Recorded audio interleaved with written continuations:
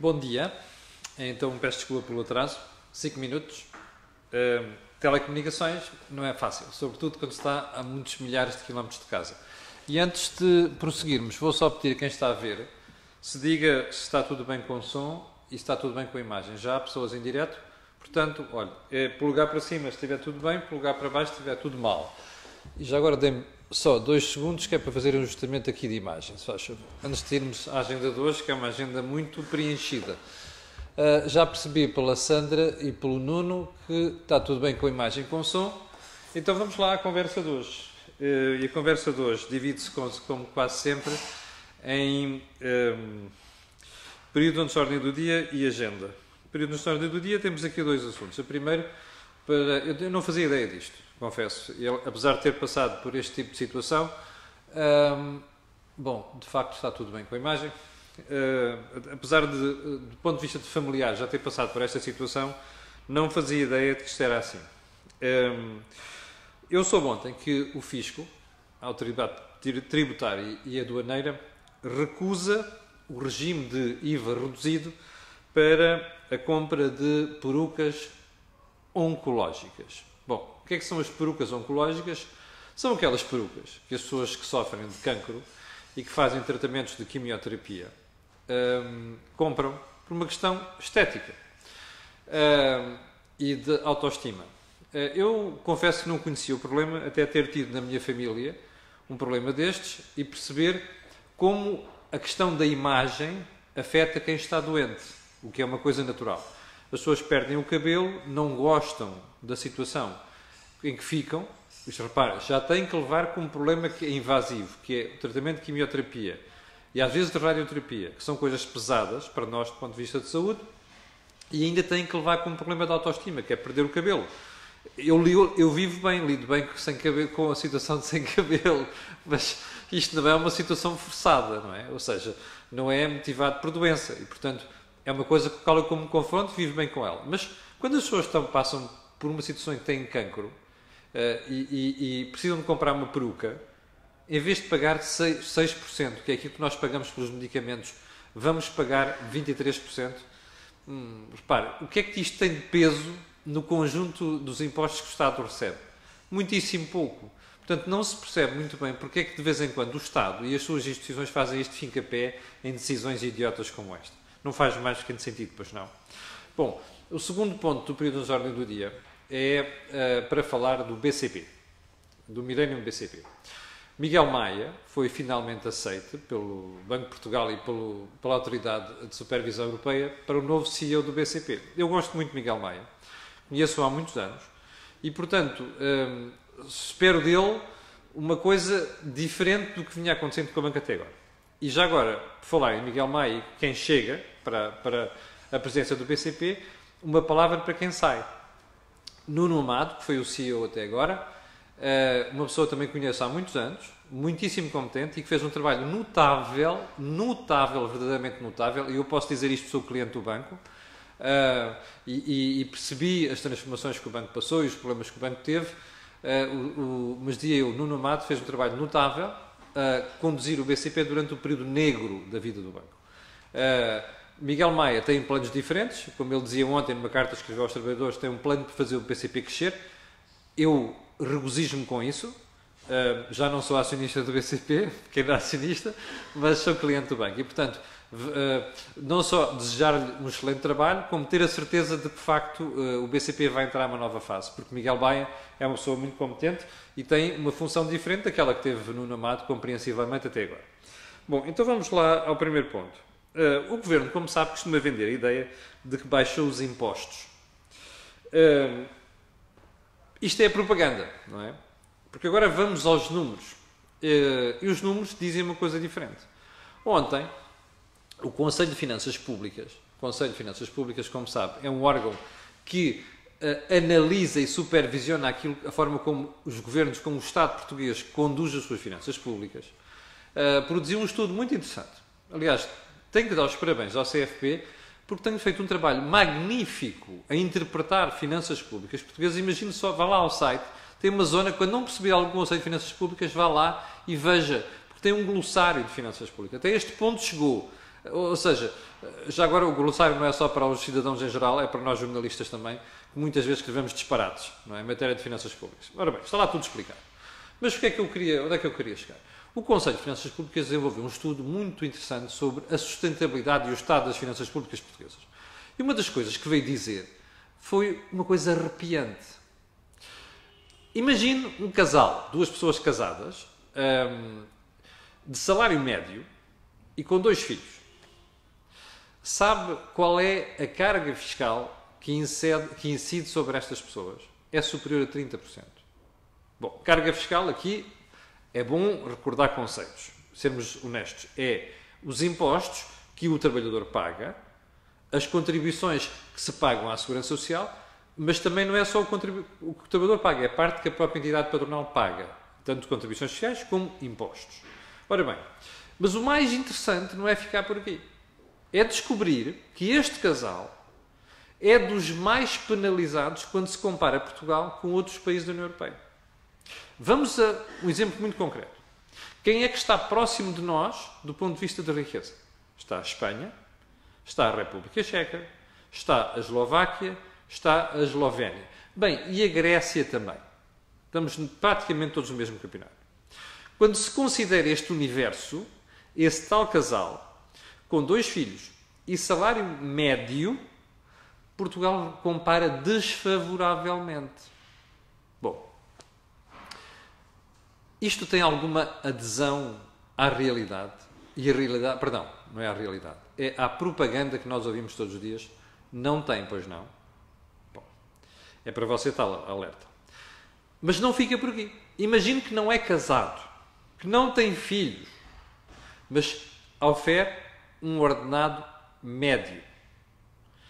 Quando se compara uma pessoa nesta situação com os outros países da União Europeia, nós temos da carga fiscal mais elevada.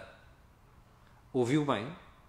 É ainda pior do que a situação em que a pessoa está casada e tem 2 filhos. Até porque, como sabe, o facto de não ter mais pessoas no agregado familiar depois limita aquilo que são as deduções que nós podemos fazer em certo tipo de despesas, nomeadamente a educação. Nomeadamente com deslocação dos miúdos para a escola, aquilo que os miúdos comem na escola e por aí adiante.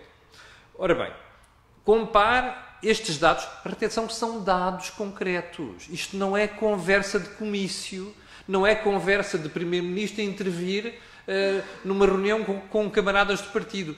Isto são factos. Conselho de Finanças Públicas. Ouviu bem? Conselho de Finanças Públicas. Bom, e agora vamos à parte mais interessante. Como já percebeu pela agenda, já percorremos 2 pontos desta conversa. Bom, e vamos para outra situação ainda mais grave, para você perceber como nós portugueses estamos afogados em impostos e contribuições. Bom, é costume dizer, eu ouço isto muito dos partidos de extrema-esquerda, não sei quantos sobre os impostos. Não sei o que é preciso alguma coisa. Olha, vá criar um adicional ao IMI. Não sei o que, um adicional ao ISP. E a malta com esta conversa toda, não, ainda há espaço para subir impostos. O mesmo estudo do Conselho de Finanças Públicas, eu aconselho a ler. Não se fie apenas daquilo que os jornalistas dizem, no que saiu nos jornais, que eu estou aqui a dizer. Vá ao site do Conselho de Finanças Públicas, está lá. Riscos para a sustentabilidade das contas públicas. Veja lá, o estudo está disponível. O que é que nós costumamos ouvir em Portugal? Não. É preciso cobrir um buraco. Porquê é que se vai cortar a despesa? Aumenta-se o impostozinho. Bom, você fica a saber, pelas contas de 2016, ouviu bem, não é 2017, porque a situação, em minha opinião, pela ideia que eu tenho, pelas contas que já fiz, piorou. Mas enfim, pelas contas de 2016, há 8% de portugueses contribuintes que entregam ao Estado 61% da receita total. Ouviu bem? 8% dos contribuintes pagam 61% dos impostos que o Estado recebe. Eu só tenho um nome para isto. Pornográfico. Vergonhoso.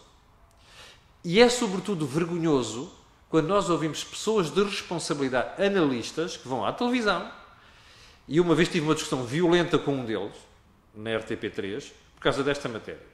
Porque ele dizia, vamos chamar bois aos nomes, perdão, nomes aos bois. Paulo Trigo Pereira, que é professor de Finanças Públicas, no ISEC, é a pessoa tecnicamente competente, mas depois quando se junta o tecnicamente competente com a pessoa interessada numa corporação, que é a Corporação dos Funcionários Públicos, é um sarilho.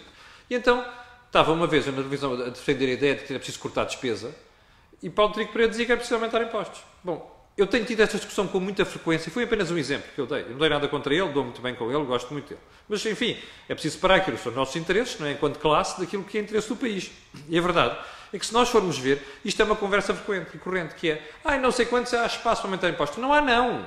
E depois vem com aquela treta que Portugal é dos países onde a carga fiscal é menos elevada. Não é verdade. É das mais elevadas. Sabe porquê? Porque o problema não é a carga fiscal para todos os escalões do IRS. O problema é a carga fiscal num número muito restrito de contribuintes. E lá está. 8% de contribuintes pagam 60% daquilo que são os impostos que o Estado recebe. Isto é vergonhoso, isto é pornográfico e isto põe-nos em desvantagem em relação a outros países da União Europeia. Mas agora mais um alerta. O estudo do CFP não se limita ao IRS, vai também ao IRC. E diz que no IRC esta dependência é muito próxima daquilo que acontece com o IRS. Isto é para pôr os pontos nos is. Bom, sigamos na agenda. E já agora uma coisa, isto não é um problema de esquerda e direita, porque se você for ver, nós chegamos a esta situação porque ao longo dos anos também tivemos governos de direita. E, portanto, era bom que houvesse aqui uma distinção, nem que fosse uma distinção ideológica entre os partidos de esquerda que defendem estas coisas e os partidos de direita. Bom, quarto ponto da conversa de hoje. Esta, então, deixou-me marado ontem. Aliás, é o objeto do meu artigo do Jornal de Negócios de hoje. Quando a Troika chegou a Portugal, houve uma discussão horrível sobre o corte de despesa. Porque havia um conjunto de iluminados em Portugal. Há sempre iluminados numa economia, como sabe, não é? Há uns iluminados, como era o Marquês de Pombal, enfim, a gente agradece. Depois há outros iluminados, que são aprendizes de Marquês de Pombal. Bom, e nós tivemos nos últimos anos muitos iluminados aprendizes de Marquês de Pombal. A Troika chegou cá, olhou para nós e disse: meus senhores, estão a gastar demais, têm que cortar a despesa. E houve logo uns meninos muito engraçados. Não, alternativas. Ainda não percebi muito onde é que estão as alternativas. Ainda hoje, já passaram 4 anos, aliás, já passaram 10 anos quase, não percebi onde é que estão as alternativas. Mas o mais interessante é que depois as pessoas começaram com a treta, inclusive quem saiu do poder, que deixou o país na bancarrota, veio com esta história que havia alternativas. E então dizia assim: cortar despesa? Está maluco? O quê? Cortar prestações sociais? Cortar subsídios de desemprego? Cortar pensões? Cortar salários? Nem pensar. Cortem noutros sítios. E a Troika, que são técnicos, olharam para as contas e disseram assim: olha, digam-me lá onde é que vão cortar. Sabe porquê?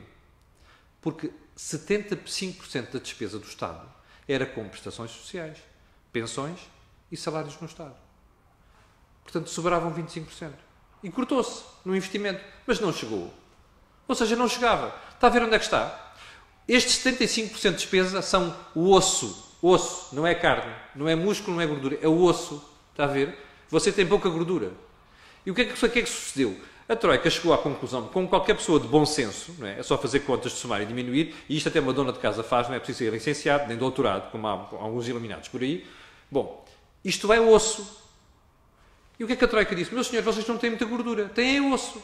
Mas olha, têm que cortar. Estão a ver, gastam tanto aqui, têm as contas desequilibradas e têm de cortar. Bom, o que é que sucedeu? Foi um sururu em Portugal, como vocês sabem. Que depois o Tribunal Constitucional metido ao barulho, a proibir cortes de despesa e não sei das quantas. E o Governo aumentou os impostos. Está a perceber de onde é que vem o aumento de impostos? Nós temos hoje em dia. E amanhã já lhe vou mostrar um gráfico interessante que é para mostrar como as coisas não mudaram muito. Entre o Governo anterior e este. Entre o Governo da Troika e este. Bom, mas o que é mais interessante descobrir? É que, repare, a Troika foi-se embora em 2014. Em 2015 entrou um novo Governo cujo moto é a austeridade acabou. E ficámos todos esperançados, não é? Espera aí, vamos lá aos números, ver se a austeridade mudou e acabou. Ontem estava a olhar para os números do CFP, sabe o que é que eu descobri? Que afinal, a despesa com prestações sociais, pensões e salários no Estado continua a pesar 75% da despesa total. Já viu o que é que isto quer dizer? Ainda não percebeu? Então eu vou-lhe explicar. Como nós vamos ter uma recessão mais tarde ou mais cedo, o CFP diz que a probabilidade de recessão em Portugal é 15% em cada ano e ao fim de 5 anos é 55%, nós já vamos com 5 anos de recuperação. mais tarde ou mais cedo vamos ter uma recessão. Sabe o que é que vai acontecer nessa altura? É quando houver que cortar despesa, porque vai ser preciso cortar despesa, há de haver uns malucos que vão dizer assim, olha, há alternativa.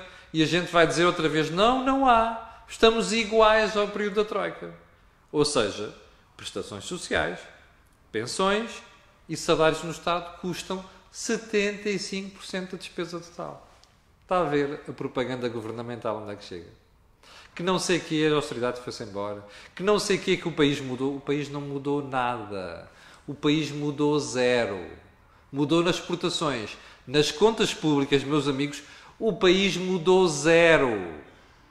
E o que vai acontecer é, quando tivermos que cortar despesa, mais tarde ou mais cedo, vai começar a mesma gritaria, vai haver as mesmas decisões do Tribunal Constitucional e vai haver gente que vai dizer os malucos são aqueles gajos de fora, que vieram, desculpa a minha expressão, que vêm para aqui impor austeridade. Não, nós é que nos pomos, está a ver? Nós é que nos pomos a jeito. É o que estas contas querem dizer. Eu ontem fiquei estupefacto. Pensei que este valor tinha descido para 72% da despesa total, está a perceber? Ou 73%. Não, é 75%. Não há alternativa. Quando nós tivermos uma recessão, vamos voltar a ter as mesmas dificuldades que nós tivemos em 2011, quando a Troika pôs os cotos em Portugal. Bom, seguindo para mim, porque isto já se vai fazendo tarde, temos no último ponto da conversa de hoje, o CFP, o Conselho de Finanças Públicas, já percebeu, o programa de hoje já volta do Conselho de Finanças Públicas, diz que Portugal tem 76,5% de dívida escondida. O que é esta dívida escondida? É dívida que o Estado não tutela diretamente, mas imagine, deu uma garantia depois são dívidas de empresas ou de institutos ou de instituições que estão no perímetro do Estado e, portanto, se houver um problema, o Estado vai ter que honrar. É como você é fiador de alguém. Alguém compra uma casa e você é fiador, não é? E você diz assim, pronto, olha, eu fio-te isto, mas tu vais pagar. Mas a pessoa deixa de pagar. Quem é que vai pagar? É você. O CFP diz que, nesta situação, isto vale 76,5%. Isto é preocupante. Eu só espero que, no próximo ano, o Estado não tenha que assumir uma parte destas responsabilidades. Porque, senão, a nossa dívida não é 122% do PIB, que é o que o Governo vai dizer, está a dizer que vai estar no final deste ano, mas vai estar próximo de 200% do PIB. E não mesmo que sejam 200%, sejam 140% ou 150%. É elevadíssimo. Portanto, a única coisa que a gente pode fazer não é rezar a Deus, nem a Nossa Senhora de Fátima. É obrigar as autarquias, as empresas públicas e outras instituições que têm estas responsabilidades, a que o Estado assumiu, que cumpram as coisas. Lembra-se há dias termos dito que foram 26,8 milhões para o STSP? E lembra-se que a injeção de capital foi feita na SATA, a Era Açores? É nestas coisas que nós temos de estar preocupados. É com isto que está a perceber? Não é rezar a Deus, nem à Senhora de Fátima. É estar atentos, que é para obrigar que o Estado e instituições à volta do Estado tenham cuidado a utilizar dinheiro dos contribuintes. Porque isto aqui é dinheiro dos contribuintes, ou seja, é dinheiro do Zé, da Maria, da Eduarda, da Joana, que nos estão a ver neste momento. E do Camilo também. Porque depois somos nós que pagamos esta marmelada toda. Bom, eu ontem tinha prometido falar das restrições do Banco de Portugal no crédito e do impacto que vai ter no mercado imobiliário. Já percebeu que não consigo falar disso hoje, mas vou guardar para amanhã. O mesmo é dizer que chegamos ao fim do programa. Quero agradecer a sua paciência e mesmo para o final pedir para pôr aí um gosto e fazer partilha nas redes sociais, que é a melhor forma de divulgar estas coisas. Muito obrigado e até amanhã, às 8 da manhã, conto consigo de novo aqui na Cor do Dinheiro. Com licença.